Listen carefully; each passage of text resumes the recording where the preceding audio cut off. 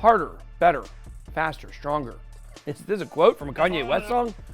Or will this reflect Ethereum's improvements after the merge to ETH 2.0? What excites me most about this historic event isn't exactly the moment when the mainnet unites with the beacon chain. What excites me the most are the implications for the future of crypto. Besides Ethereum improving privacy, speed, scalability, security, etc., this event will declare a true winner in the face-off between proof of work and proof of stake, and ultimately which coin will sit at the top of crypto's Iron Throne.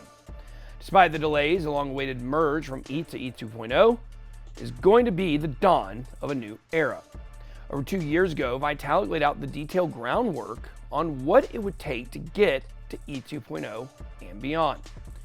Lucky for us, it didn't take him 5 to 10 years to do it. So without question, the Vitalik saw the writing on the wall with proof of work. And for him to switch ETH over to proof of stake, the only thing he had to do was change everything. Imagine creating a business, not only that, a business that works and is the second most successful business in the industry, and then deciding to change every single aspect about it from the ground up to create a faster, more secure, sustainable future. In the words of Kanye West, name one genius that ain't crazy. Let's get it. In this video, we're going to talk about the merge from ETH to ETH 2.0, what this means for the future of Ethereum, and will this major event in crypto's history lead to a flippening? Will this merge eventually be the catalyst that makes Bitcoin the altcoin? Let's find out. Okay, much like Vitalik's ever complicated roadmap, let's start from the ground floor and discuss what this merge is, when it's happening, and why it's so important. As of right now, Ethereum's mainnet, just like Bitcoin, runs on a proof of work consensus mechanism. This is when transactions on the blockchain are verified by the processing power on a miner's computer that's solving highly complex mathematical puzzles. The miners are then rewarded in block rewards with the network's native currency by solving these puzzles and verifying transactions. It's called proof of work because it requires an enormous amount of processing power, and it leaves a large carbon footprint. On the flip side, for proof of stake, instead of miners, the users can stake the network's native crypto and become a validator. Similar to miners, the validators then verify transactions and make sure nothing fraudulent is happening on the network. They are then rewarded based off how much crypto they staked and the duration of time they staked it for. Proof of stake is so attractive to Ethereum for an array of reasons. In today's day and age, people usually side with what works the fastest. The way ETH runs right now, it can only handle 30 transactions per second. After the merge, it will be able to handle 100,000 transactions per second. Mind-blowing. Probably the most important aspect of this merge will be the massive reduction in Ethereum's carbon footprint. We all know that environmental concerns have been a huge criticism of Bitcoin since it requires so much energy running on proof of work. Earlier this month, 23 Democrats signed a letter to the EPA complaining that Bitcoin is using too much energy and needs to switch over to proof of stake. As misleading and factually incorrect as this letter was, the fact that Ethereum is switching over makes it much more likely that ETH will be in the good graces of the government and consequently the good graces of institutional investors. CEO of crypto wallet Engrave, Ruben Mayer, stated, "The beacon chain introduced staking, but didn't change how Ethereum fundamentally works. That all changes in 2022 when it merges with the mainnet, making the significant consensus change, reducing energy consumption by 99.85% and eliminating a carbon footprint the size of Finland." So where are we in the roadmap to ETH 2.0 now? On December 1st, 2020, the beacon chain introduced staking to Ethereum in ETH 2.0 will be live when the mainnet merges with the beacon chain. Since then, there's been an array of upgrades that have been inching us closer to the end goal. But there's still work to be done. Just last month, the ETH devs ran a first major test known as the Shadow Fork, which acted as a test run for its transition to proof of stake. They do this to find issues with the transition, so when the real merge happens, it goes over seamlessly. So far, they've ran the Shadow Fork 3 times. Yeah, they hit a few small bugs with gas limits being raised and things like that, but there's more good than bad to take away from these tests. And they've gotten better every time they run it. Practice makes perfect, and the job they're doing isn't as simple as downloading a song on iTunes. The responsibility is paramount, and there's a lot of pressure on their backs to make sure this goes perfectly. Ethereum core developer Tim Biko stated, "Ethereum has never gone down or stopped. It was critical when we designed the merge that we have this handoff process from POW to POS happen without any downtime on the network. To me, it doesn't exactly matter how long it takes for them to get this down, as long as it's perfect when the merge happens, which is expected to come in Q3 or Q4 of this year." Tim Biko stated last month, "No firm date yet, but we're definitely in the final chapter of POW on Ethereum."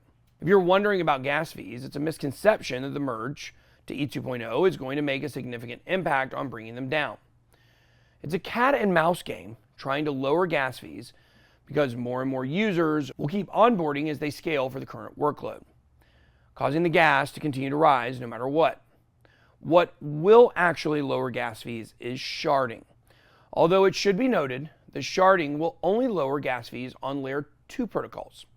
Layer 1 will still be high when sharding is delivered. Ethereum.org explains sharding as the process of splitting up a database horizontally to spread the load. It will reduce network congestion and increase transactions per second by creating new chains known as shards. Basically, it splits up the network and will increase transaction speeds by preventing bottlenecking and decreases fees. Originally, sharding was supposed to roll out with the merge, but shocker, has been postponed until 2023. So let's get down here to brass tacks.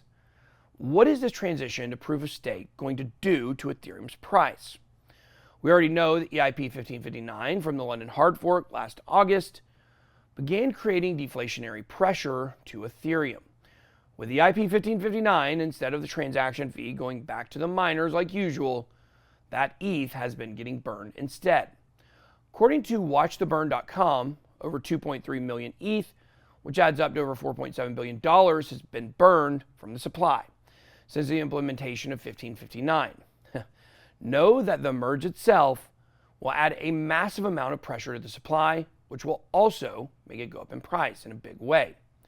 Into the block reports, following the merge, the amount of ETH issued is projected to drop by 90%, which would lead similar levels of fees to reduce the Ether supply by as much as 5% a year. I cannot stress enough how big of an effect this will have on Ethereum's price down the road. Many traders, including myself, theorize that EIP 1559, combined with the transition to proof of stake, will act as a triple halving on Ethereum, and we all know what just one halving does to Bitcoin. Let's put this in layman's terms. Deflationary pressure plus a 90% supply shock, plus a faster, more secure, more efficient blockchain with no environmental FUD equals... So what does this mean for the future of crypto? Is it possible for the merge to ETH 2.0 to be the catalyst that makes Bitcoin become the altcoin? Is the flippening even possible? I and many others think the answer to those questions are yes.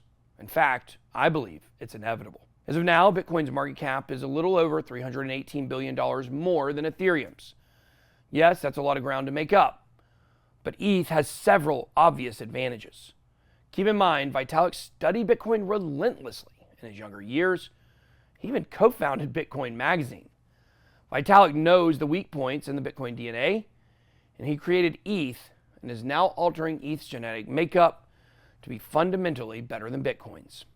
The fact that ETH will have no environmental FUD and will be able to handle 100,000 transactions per second is a major selling point in the eyes of governing bodies and in the eyes of the all-important institutional investors. The Bitcoin maxis have made it clear time and time again that they have no interest in deviating from Satoshi's white paper, and their devotion might be the thing that holds them back.